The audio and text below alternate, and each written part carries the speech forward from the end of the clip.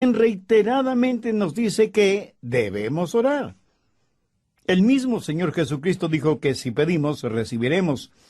Y Santiago nos dice que no tenemos porque, pues simplemente porque no pedimos. Y cualquier fracaso en nuestra vida es, sobre todas las cosas, un fracaso en nuestra vida de oración. Y aún los pecados en nuestra vida pudieron haber sido evitados si hubiéramos tenido una genuina vida de oración. Por eso digo que necesitamos aprender a orar. Y ese es el tema que veremos en la epístola de Santiago, la oración victoriosa. Veremos primero la presunción de la oración no ofrecida. Segundo, el problema de la oración inaceptable. Y tercero, los principios de la oración innegable. Bien, primero, la presunción de la oración no ofrecida. Al final de los dos primeros versos del capítulo 4, Santiago hace énfasis en no tenéis lo que deseáis, porque no pedís. Esta es la presunción de la oración ofrecida. Dios quiere bendecirnos. Dios quiere darnos lo que necesitamos, pero nosotros somos tan presumidos, tan arrogantes, tan autosuficientes, que tratamos de hacerlo todo en nuestra propia fortaleza, tratando de lograr con nuestros propios métodos todo lo que necesitamos. ¿Sabe lo que pasa en nuestras ciudades, en nuestras iglesias, en nuestros hogares? Que ya no se practica la oración ferviente. Parece que nos hemos olvidado que no hay problemas que no se puedan resolver mediante la oración. No hay problemas demasiado grandes para solucionarlos, solo gente demasiado pequeña para resolverlos.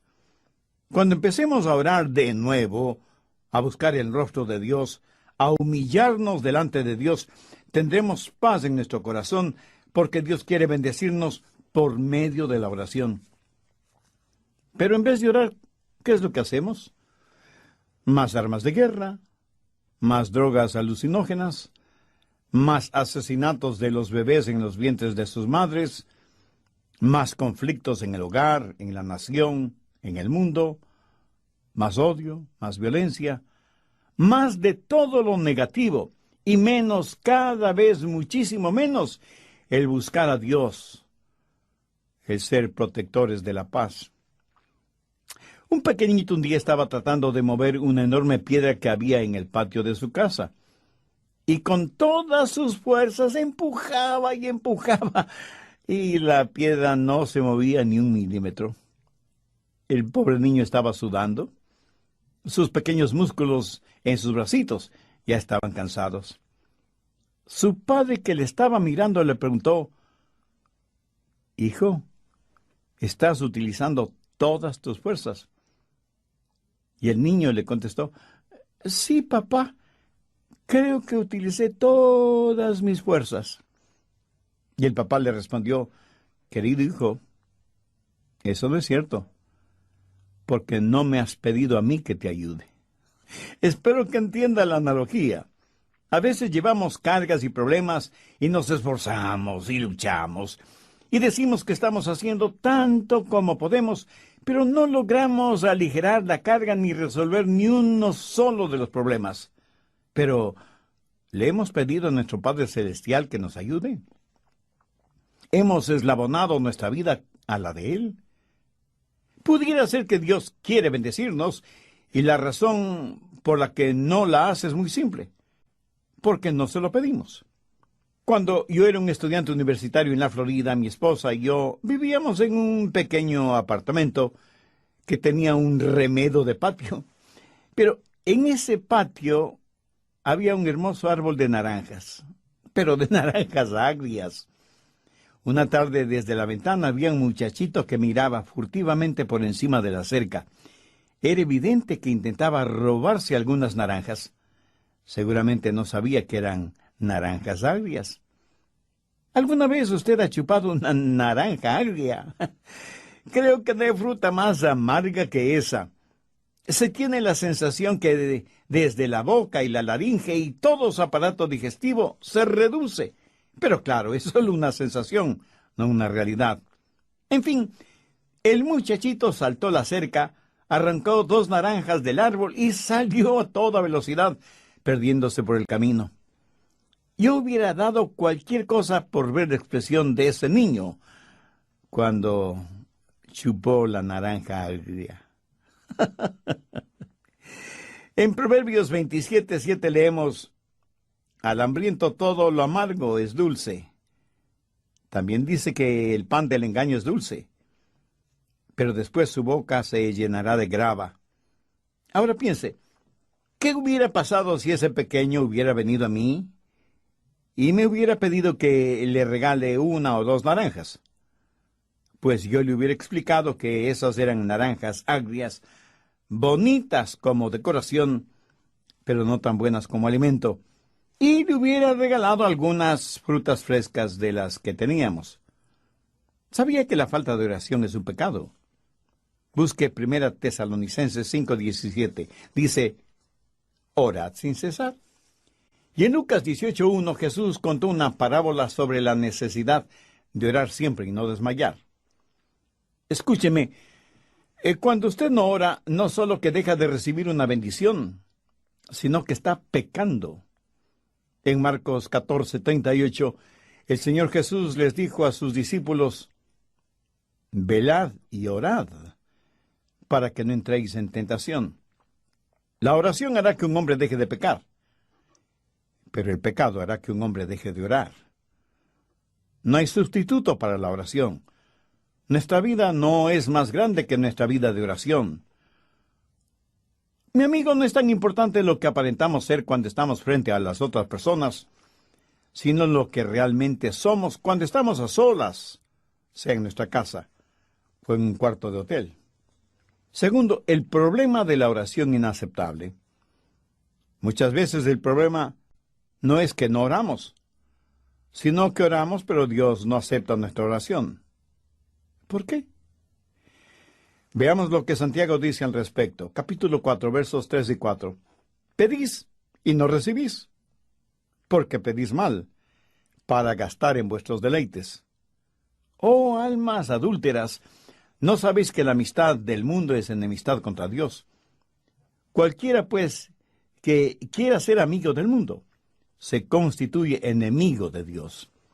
Santiago está hablando de la oración que no es aceptada por Dios. Algunas personas hacen largas oraciones en voz alta, y sin embargo sus oraciones no son contestadas. ¿Por qué? Porque tienen una motivación equivocada. Hay gente que quiere sacrificar la respuesta a sus oraciones en el altar de su lujuria. No buscan la gloria de Dios, simplemente están orando para satisfacer sus propios deleites.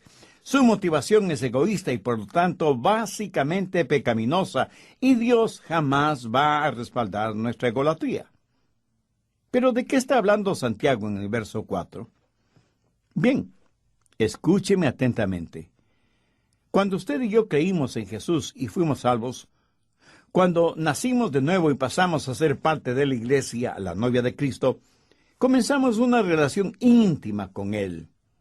Él es el novio, la iglesia es su novia, y así como la novia debe ser casta y pura y separada para darse únicamente al novio, así la iglesia debe pertenecer a Jesucristo y guardarse únicamente para Él. Espero que comprenda esto muy claramente. Pero entonces aparece otro pretendiente de la novia, que es el mundo. Y el mundo es como un hombre intrigante, confabulador, pervertido, adúltero, que trata de seducir a la novia del Señor Jesucristo. La Biblia dice que cuando nos separamos de Jesús y tenemos amistad con el mundo, cometemos adulterio espiritual.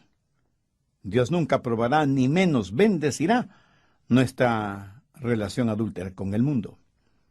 Los miembros de la iglesia de Corinto cometían toda clase de inmoralidades en el seno de la iglesia, y porque las inmoralidades eran entre ellos en la iglesia, creían que no habían pecado. Así que el apóstol Pablo tuvo que escribirles muy fuertemente, ejercitando disciplina espiritual. Cuando cometemos adulterio espiritual, no estamos interesados en la gloria de Dios, sino en complacer nuestras propias concupiscencias. Muchas oraciones suenan francamente mundanas, Y su motivación básica es la autosatisfacción, el tener más cosas, el hacer más de lo que a mí me complace, el gozar de placeres a plenitud. Santiago dice que no recibimos porque pedimos mal, y lo que pedimos es para nuestro propio deleite. Por eso nuestra oración se vuelve inaceptable delante de Dios. Y alguien dirá, bueno, yo pensé que podía pedir a Dios por mis necesidades. Por supuesto que puede hacerlo.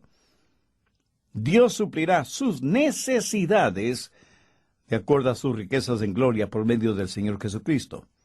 Pero escúcheme, sus deseos egoístas siempre serán negados, pero sus necesidades legítimas nunca le serán negadas. Usted puede orar por necesidades reales y Dios hará la provisión necesaria.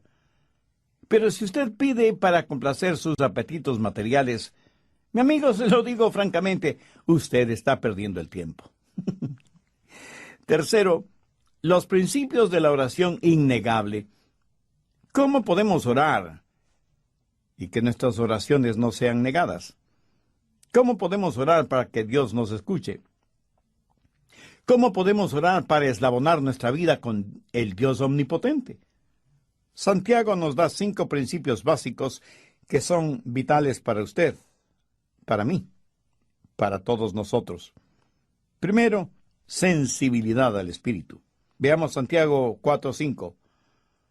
¿O pensáis que la Escritura dice en vano, el Espíritu que Él ha hecho morar en nosotros nos anhela celosamente?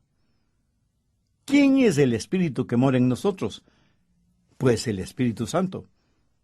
Y aquello de que nos anhela celosamente, en el original griego no tiene ninguna connotación sensual o sexual. El Espíritu Santo anhela celosamente, profundamente, determinadamente morar en nosotros. El Espíritu Santo que hace morada en nosotros anhela la devoción de nuestro corazón. ¿Sabe lo que Dios demanda de nosotros antes de que oremos? Demanda nuestro corazón. ¿Y sabe lo que el Espíritu Santo nos dice mientras mora en nosotros? Entrega tu devoción total a Cristo. El Espíritu Santo nos anhela celosamente por causa de Cristo. La Biblia enseña que Dios es un Dios celoso. Algunas personas no entienden esto. Piensan que cuando se habla de celos, siempre es algo malo. Pero los celos no siempre son malos.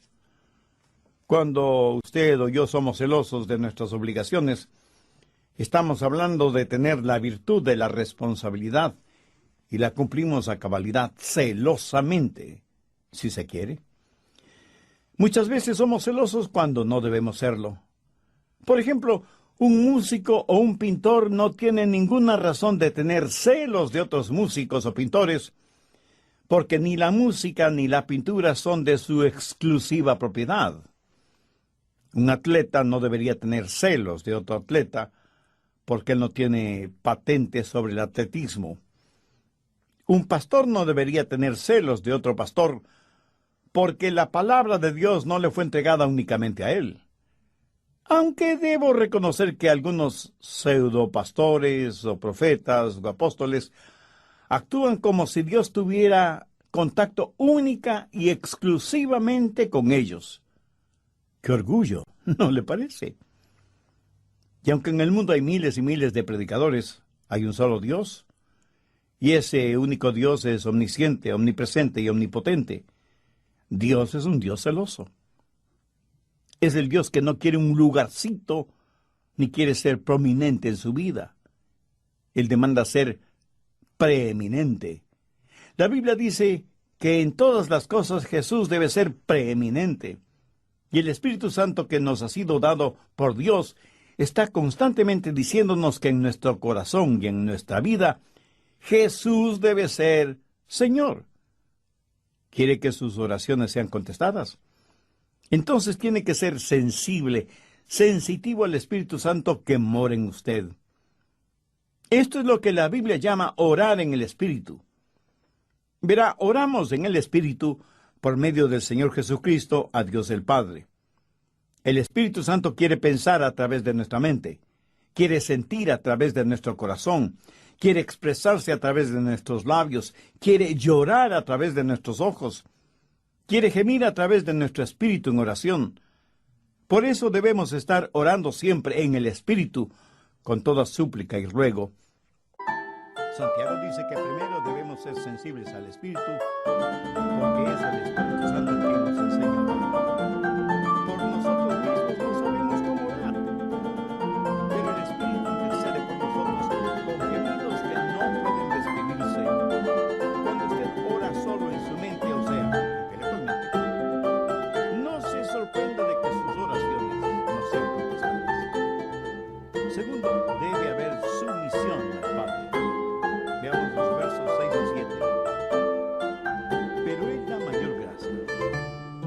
Por esto dice, Dios resiste a los soberbios y da gracia a los humildes. Someteos pues a Dios.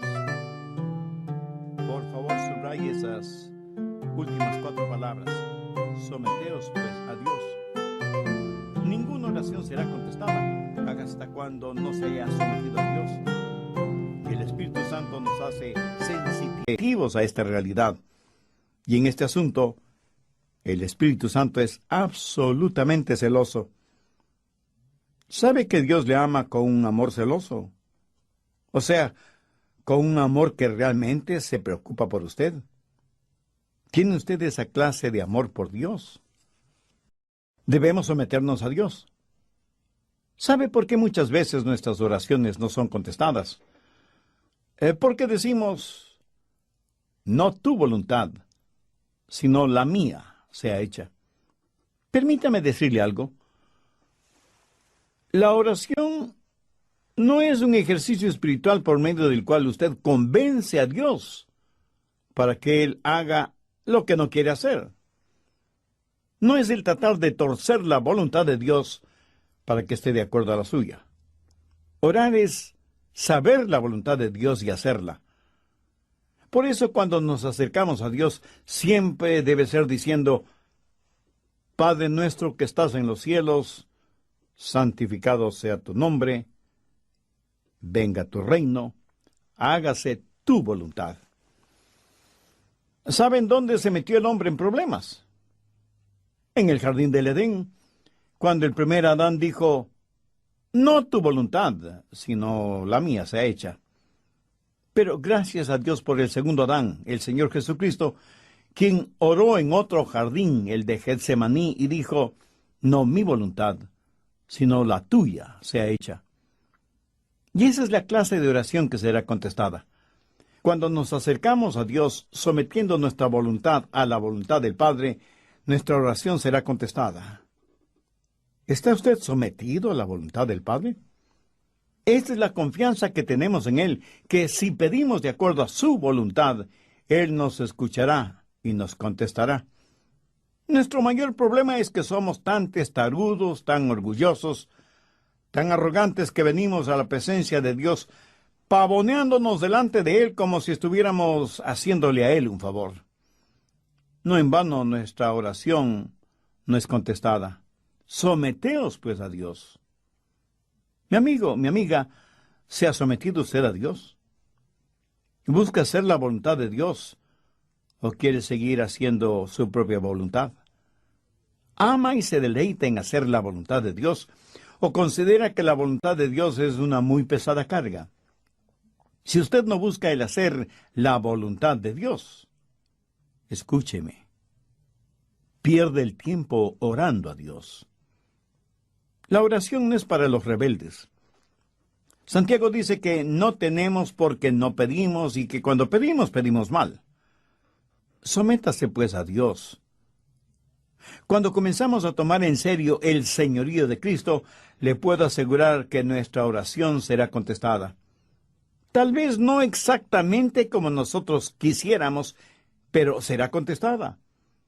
Y recuerde que aún un no es una respuesta válida. Tercero, debemos resistir al diablo. Nuevamente, leamos el verso 7. Someteos pues a Dios, resistid al diablo, y huirá de vosotros. ¿Alguna vez ha pensado en el diablo huyendo de usted? Para la mayoría de nosotros, esa sola idea nos parece risible o ridícula. Lo máximo que esperamos es que el diablo no nos moleste, que nos deje tranquilos, aunque sea solo por un tiempito. Pero escuchemos algunas palabras de Jesús. Os doy autoridad sobre todo poder del enemigo. Mayor es el que está en ustedes que el que está en el mundo. La clave de la oración poderosa, aquella que no le será negada, es cuando ora, sepa que entra en una batalla contra el diablo. Porque la oración es la mayoría de las veces una batalla. La Biblia dice que debemos ponernos toda la armadura de Dios para poder resistir los ataques del enemigo. Ahora tome nota de lo que dice Efesios 6:18, orando en todo tiempo con toda oración y súplica en el Espíritu, y velando en ellos con perseverancia y súplica por todos los santos. ¿Lo ve? La oración es una batalla. Cuando nos ponemos la armadura de Dios, nos estamos preparando para la batalla.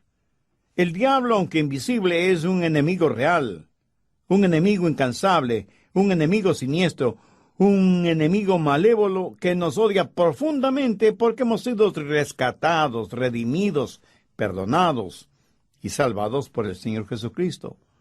Adoramos al único Dios verdadero, y eso es un tormento para Satanás, porque él siempre quiso y quiere ser adorado, porque quiere ser como Dios mismo.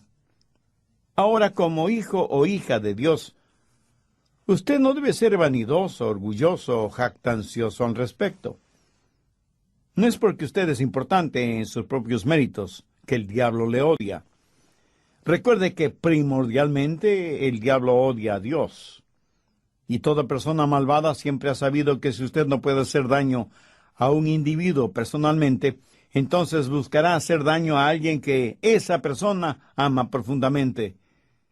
El diablo hace la guerra contra usted.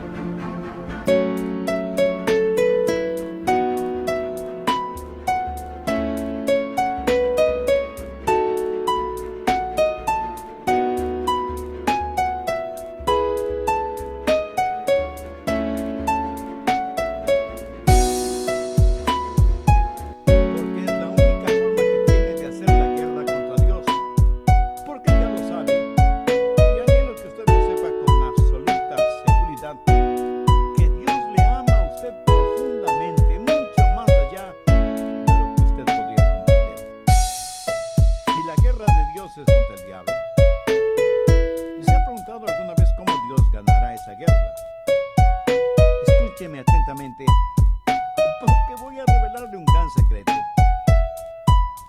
Dios ganará esa guerra contra el diablo por medio de las oraciones de sus redimidos. El omnipotente Dios se ha limitado voluntariamente a nuestras oraciones. Dios actúa cuando oramos, y es por eso que la oración es un verdadero campo de batalla. El diablo se ríe de nuestros programas, de nuestras organizaciones, de nuestros edificios. Pero tiembla cuando oramos. Y hará no solamente lo posible, sino hasta lo imposible para evitar que seamos hombres y mujeres de oración. Es más, el diablo hasta podría animarle a que asista a la iglesia y lea la Biblia, si con eso puede evitar que usted ore.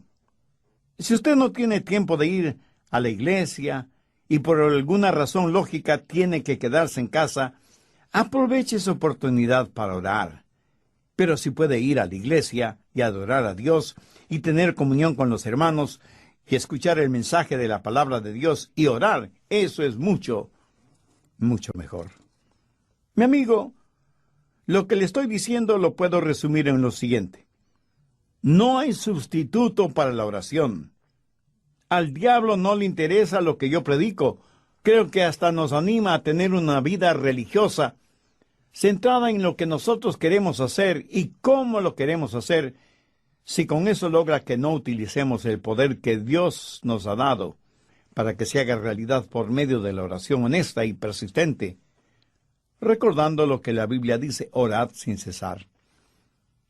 Una vez que somos sensibles a la voz del Espíritu Santo y nos sometemos a la voluntad del Padre, entonces, escúcheme bien, entonces y solo entonces estaremos listos a resistir al diablo y sus acechanzas.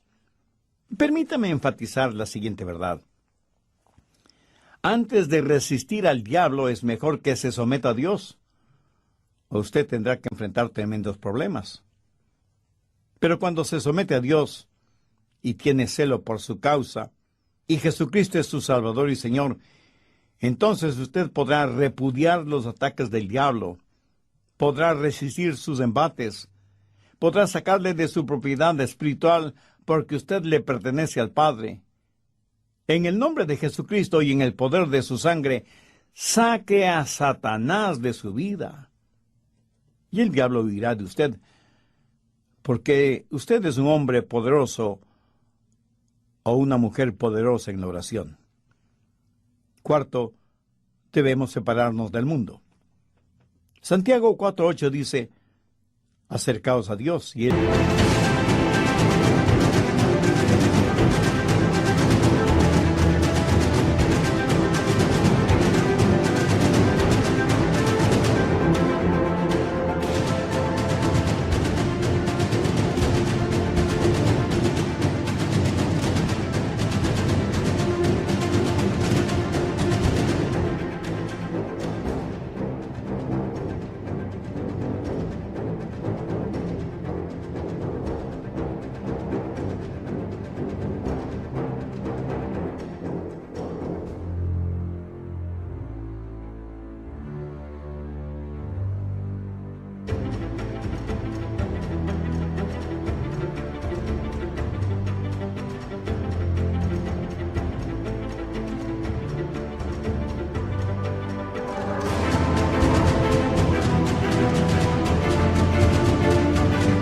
Él se acercará a vosotros. Pecadores, limpiad las manos. Y vosotros los de doble ánimo, purificad vuestros corazones. Aquí el apóstol está hablando del principio de la separación del mundo. Y será imposible que usted trate de separarse del mundo sin haber resistido al diablo. Y no podrá resistir al diablo hasta que no se haya sometido a Dios. Y no podrá someterse a Dios hasta que no sea sensible a la voz del Espíritu Santo. Pero una vez que se ha sometido a Dios y ha resistido al diablo, es el tiempo de separarse del mundo. Verá, no es que si usted limpia su vida, Dios le aceptará. Nadie puede limpiar la vida hasta que venga Dios, hasta que haya repudiado al diablo.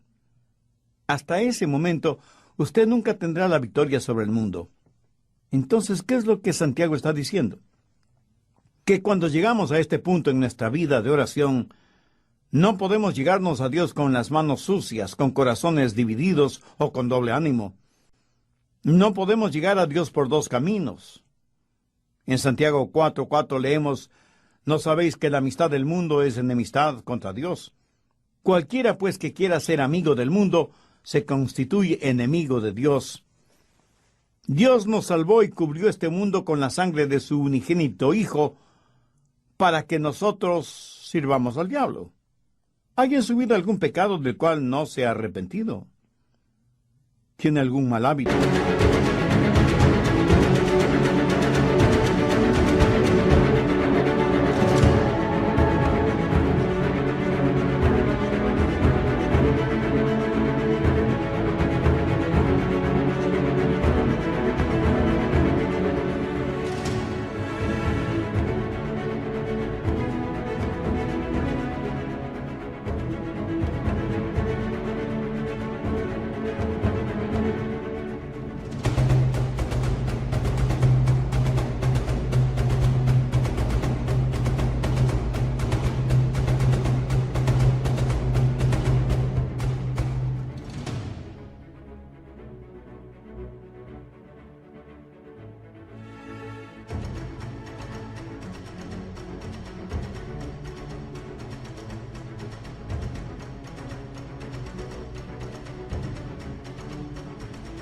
pensamiento, alguna actitud negativa, algún resentimiento o enojo contra alguien, entonces deseche todas esas cosas de su corazón, de su mente, de su vida.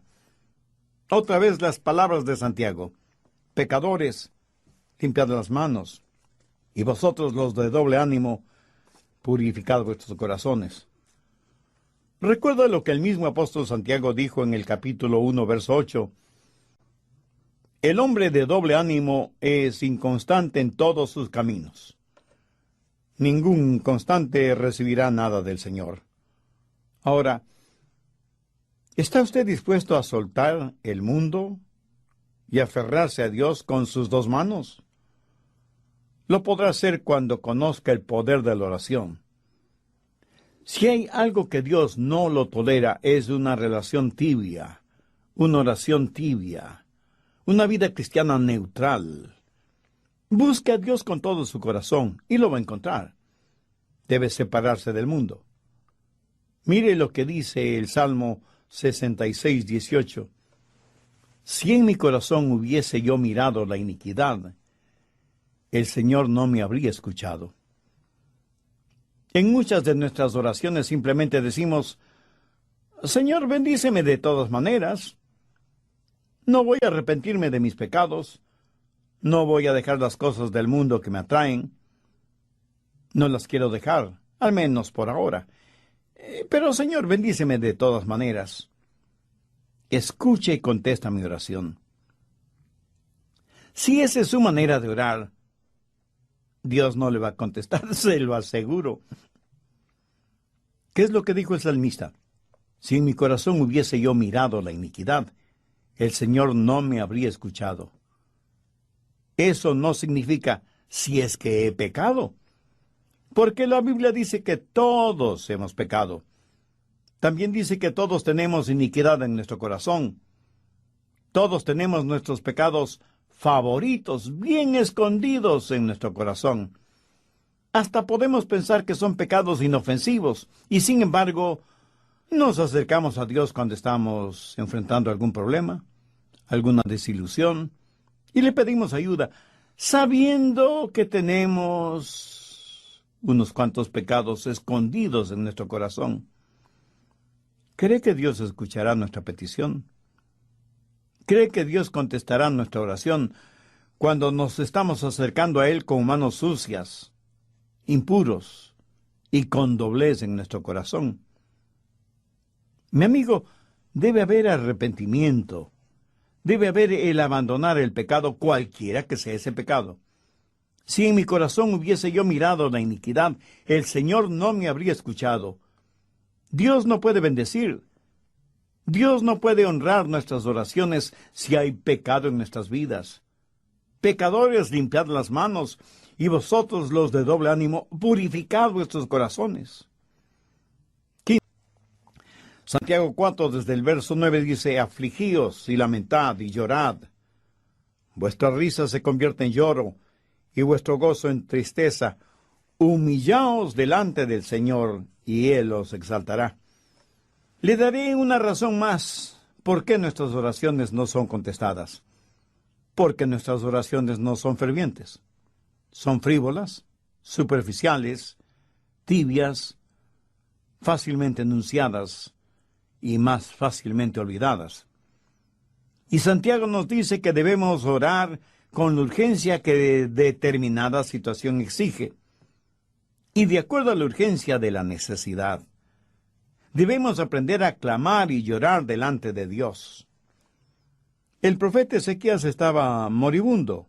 Lloró a Jehová y dijo: he andado delante de ti en verdad y con íntegro corazón. He hecho las cosas que te agradan. ¿Cómo le contestó Dios? Yo he oído tu oración y he visto tus lágrimas. Qué hermoso. Amigo, ¿ha visto Dios sus lágrimas? Hay cualquier cantidad de organizadores, pero no los suficientes agonizadores. Y esto me lo estoy diciendo a mí mismo. ¿Cuándo fue la última vez que usted derramó lágrimas por su alma hipotecada al diablo? ¿Cuándo fue la última vez que usted oró antes de comer? ¿Cuándo fue la última vez que pasó un considerable tiempo en ayuno y oración? ¿Ha habido alguna noche en la cual usted agonizó en oración por la salud física o espiritual de su cónyuge, o de sus hijos, o de sus familiares, o de sus amigos? ¿Cuándo fue la última vez que usted le dijo a Dios, Dios, no te dejaré ir hasta que me bendigas? ¿No cree que ya es tiempo de pedirle perdón a Dios por nuestras oraciones insubstanciales, fáciles, débiles, egocéntricas? ¿No cree que ya es tiempo de quebrantarnos en oración delante de Dios? El rey David supo esto por experiencia propia, por lo cual pudo decir, los sacrificios de Dios son el espíritu quebrantado, al corazón contrito y humillado no despreciarás tú, oh Dios. Santiago es muy serio cuando habla de la oración. Por eso dice, la oración eficaz del justo puede mucho. Con profunda tristeza he notado que en la práctica del cristianismo en este siglo falta primordialmente la oración ferviente. Mucho de lo que se considera oración en muchas iglesias, independientemente de su denominación, no es nada más que una piadosa verborrea espiritual. Que Dios nos ayude como creyentes y como miembros de alguna iglesia bíblica y cristocéntrica a aprender el secreto de la oración victoriosa.